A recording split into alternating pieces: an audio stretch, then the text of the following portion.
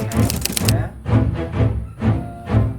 mahasiswa ingin menyampaikan spill saja sedikit ya buat teman-teman semua, terutama juga bagi para pekerja. Ini dari suara.com, Indonesia menghadapi tantangan serius di sektor manufaktur dengan penutupan beberapa pabrik besar pada awal tahun 2025. Nah, kondisi ini menimbulkan kekhawatiran akan dampak ekonomi dan sosial yang luas, termasuk potensi hilangnya ribuan pekerja di era Presiden Prabowo Subianto. Kondisi hubungan membuat hampir 11.000 buruh Sritek harus menghadapi pemutusan hubungan kerja PHK. Suara.com, PT Sri Rejeki Isman atau Sritek, perusahaan tekstil raksasa yang berbasis di Sukoharjo ini di Jawa Tengah, resmi menutup pabriknya secara permanen pada tanggal 1 Maret 2025. Penutupan ini berdampak pada ribuan karyawan yang harus terkena pemutusan hubungan kerja atau PHK.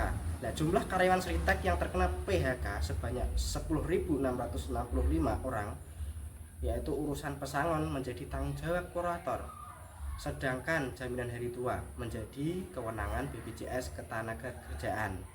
Nah, kata Dinas Perindustrian dan Tenaga Kerja Disnaker Sukoharjo Sumarno mengutip dari keterangan tertulis pada Jumat 28 Februari tahun 2025, selain PHK massal, Sritek dan 3 anak perusahaannya dinyatakan pilot oleh Pengadilan Niaga Kota Semarang. Total utang yang ditanggung mencapai 32,6 triliun. Hal itu disampaikan oleh tim kurator yang ditunjuk oleh Pengadilan Niaga untuk menangani kasus ini.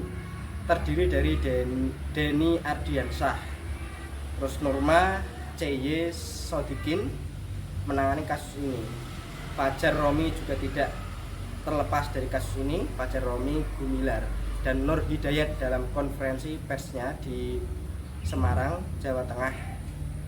Denny Ardiansyah, salah satu kurator, menekankan bahwa melanjutkan operasional pabrik yang tidak menguntungkan dengan skema going concern bukanlah pilihan yang tepat.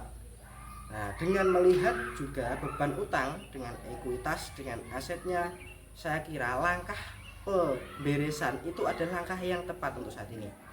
Nah, solusi berdasarkan ekonomi manajerial yang pertama adalah analisis biaya atau manfaat, cost benefit analysis. Nah, untuk restrukturisasi sebelum memutuskan penutupan, manajemen seharusnya menggunakan pendekatan ekonomi manajerial. Nah, untuk mengevaluasi apakah restrukturisasi divestasi sebagian aset atau efisiensi operasional lebih menguntungkan dibandingkan menutup total operasional. Nah, terapkanlah analisis marginal untuk menilai apakah biaya tambahan dari melanjutkan operasional lebih kecil dari pendapatan marginal yang dihasilkan. 2, itu strategi going concern yang terukur, menolak opsi going concern karena dinilai tidak realistis. Tapi secara ekonomi manajerial, pendekatan ini bisa ditinjau kembali dengan mencari investor baru. Terus menyederhanakan struktur perusahaan, yang terakhir menggabungkan unit usaha yang masih profitable. Nah, itu tadi sekelas info saja dari saya. Mungkin